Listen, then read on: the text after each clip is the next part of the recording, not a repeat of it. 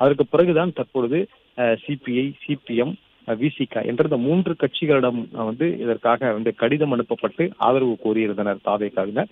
அது மட்டுமல்லாமல் நேரில் சென்றும் சந்தித்தனர். இதுல திமுக கூட்டணியில் இருக்கக்கூடிய மற்றொரு முக்கிய கட்சியான இந்த இந்திய யூனியன் முஸ்லீம் லீக் கட்சி, அந்த கட்சியிடமும் ஆதரவு கோரப்பட்டது. ஆனால் அவர்கள் தரப்பில் இருந்து ஆதரவை அளிக்கவில்லை. அவர்கள் தாவேகாவினுடைய கோரிக்கையை நிராகரித்தார்கள். என்ற பொழுதும் இந்த இடதுசாரி அமைப்புகளும் விசிகாவும் தங்களுடைய கட்சி நிர்வாகிகளுடன் ஒரு ஆலோசனையை மேற்கொண்ட பிறகு அறிவிப்போம் என்று கூறியிருந்தார்கள். அதாவது அறிவிப்பதற்கு முன்பாகவே முதலில் அவர்கள் எந்த விதமான ஆதரவும் தங்களிடம் கேட்கவில்லை என்று சொல்லியிருந்த நிலையில தாவேகா தரப்புல ஒவ்வொருவருக்கும் ஒரு கட்சியினருக்கும் கடிதம் அனுப்பப்பட்டது. அதே வேளையில ஒருவர் சொல்லும் பொழுதும் கூட அதில் தேசிய ஜனநாயக கூட்டணிக்கு சென்று அங்கு ஆதரவு கேட்காமல் ஒரு மதசார்பற்ற கொள்கையில் இருக்கக்கூடிய அணியினரை அவர்கள் கூட்டணிக்கு அழைக்கிறார்கள். எனவே இது குறித்து நாங்கள் ஆலோசனை நடத்துவோம் என்றுதான் 3 கட்சியை சேர்ந்த நிர்வாகிகளுமே தெரிவித்திருந்தார்கள். அதன்படியே இந்த செயற்குழுவும் இன்றைய நிர்வாக குழுவும் இந்திய கம்யூனிஸ்ட் கட்சி, மார்க்சிஸ்ட் கம்யூனிஸ்ட் கட்சியில கூட்டப்பட்டு இந்த முடிவு தற்பொழுது எடுக்கப்பட்டிருக்கிறது. பொதுவாக தன்னிச்சையாக ஒரு முடிவை தங்களால் எடுக்க முடியாது என்பதனால எந்த விதமான ஒரு முடிவாக இருந்தாலும் அந்த கட்சியினுடைய விதிகளின் அடிப்படையிலே இது போன்ற செயற்குழுவும் நிர்வாக குழுவும் கூட்டி முடிவெடுப்போம் என்று தெரிவித்தார்கள். அதன்படியே இந்திய கம்யூனிஸ்ட் கட்சி இன்று 2 விதமான இந்த கூட்டங்களை கூட்டியிருந்தார்கள்.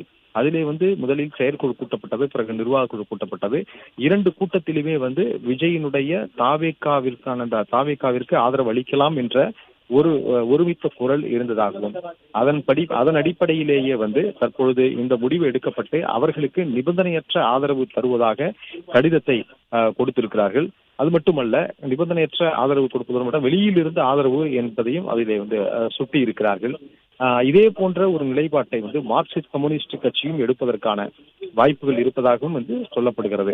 மார்க்சிஸ்ட் கம்யூனிஸ்ட் கட்சியில இவர்கள் இதற்கான கூட்டம் தொடர்ந்து நடந்து வருகிறது. மாநில குழு கூட்டம் நடக்கிறது. அதாவது முதல்ல செயற்குழு கூட்டம் நடந்தது, பிறகு மாநில குழு கூட்டம்.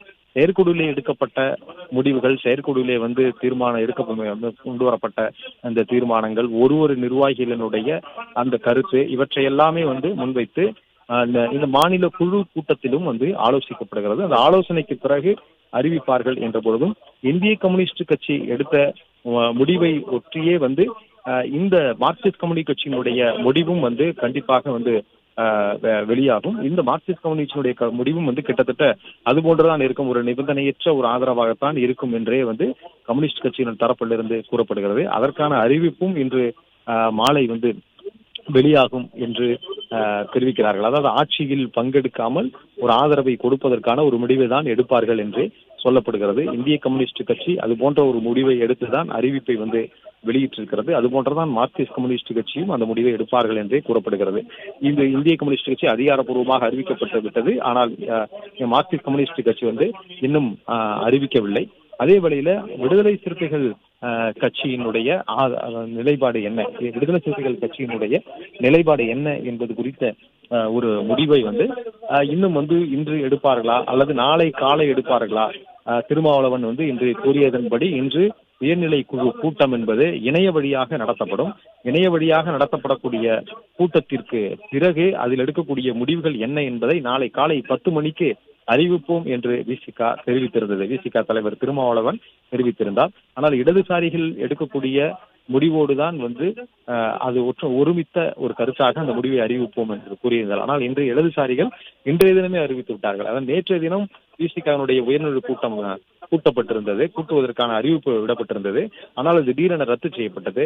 அதற்கு காரணம் சொல்லப்பட்டதும் கூட இடதுசாரிகளுடைய மாநில குழு கூட்டம் மற்றும் செயற்குழு கூட்டம் எல்லாமே அதாவது இன்றைய தினம்தான் இருக்கிறது. எனவே எப்பொழுது நடக்கிறதோ அதே நாளில் அந்த முடிவை இணைந்து அறிவிப்போம் என்று தெரிவித்திருந்த நிலையில் இந்திய கம்யூனிஸ்ட் கட்சி முன்னதாகவே இந்த அறிவிப்பை வெளியிட்டிருக்கிறது. இதனால் இதில் இருக்கக்கூடிய பிற கட்சிகள் ஒரே நேரத்தில் அறிவிக்காமல் தாமதிப்பதற்கான வெவ்வேறு காரணங்கள் அந்த கட்சிகளிலே இருக்கலாம். என்ற பொழுதும் ஒவ்வொரு கட்சியும் ஒவ்வொரு கட்சியும் கூட்டியிருக்கக்கூடிய செயற்குழு மற்றும் நிர்வாக குழு இந்த கூட்டத்தை கொண்டு இந்த கூட்டத்தை நடத்தி அந்த கூட்டத்திலே எடுக்கக்கூடிய முடிவின் அடிப்படையிலேயே இந்த அதற்கான அறிவிப்பு முடிவு வெளியாகும். ஒருவேளை மீதம் இருக்கக்கூடிய 2 கட்சிகளும் அறிவிக்கும் பட்சத்துல பெரும்பான்மை ஒரு பெரும்பான்மைக்கான எண்ணிக்கை தாவேகாவுக்கு கிடைத்துவிடும். தற்பொழுது இருக்கக்கூடிய நிலையில் அப்படி பெரும்பான்மைக்கான எண்ணிக்கை வந்து கிடைத்தாலும் அதற்கு பிறகு என்ன நடக்கும் என்று பார்த்தோம் என்றால், பெரும்பான்மைக்கான எண்ணிக்கை தான் தங்களுக்கு தேவை